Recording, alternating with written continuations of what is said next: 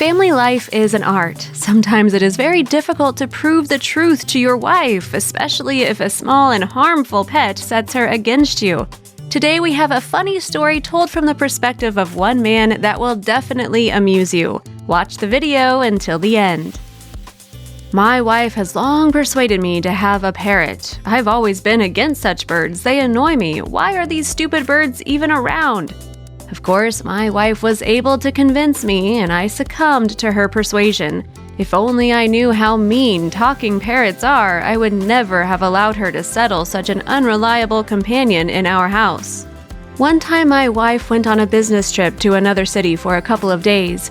When this happens, my single friends and I often hang out. We spend time together drinking beer and having funny conversations. This time, I invited my neighbor to visit me. We communicated, listened to some popular songs on the radio, and talked about this and that. Some stupid song was constantly playing on the radio. I did not even know it, but I remember the chorus, "The Lover Came." My friend and I laughed at the song and hummed the chorus merrily. The next morning, I slept in and decided to put things in order in the house so that my wife would not get angry. I cleaned up the house and sang that very song, "The Lover Came."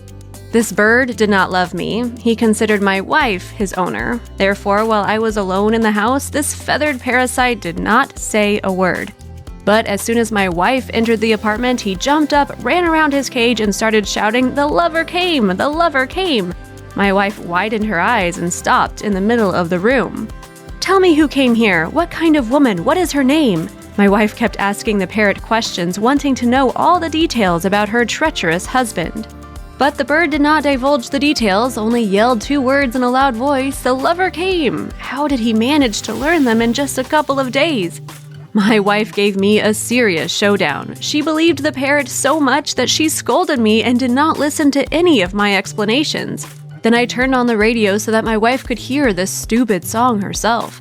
But needless to say, it was of course not playing at that time. I could hardly keep my defenses. My wife attacked me, accusing me of all my sins. But then fate took pity on me. I heard the familiar tune and called her into the kitchen where the radio was playing. Having turned the volume up, I let my wife listen to the song, which saved my reputation that day. We made peace, but an unpleasant feeling in my soul still remained, and I convinced my wife to give the bird to her mother.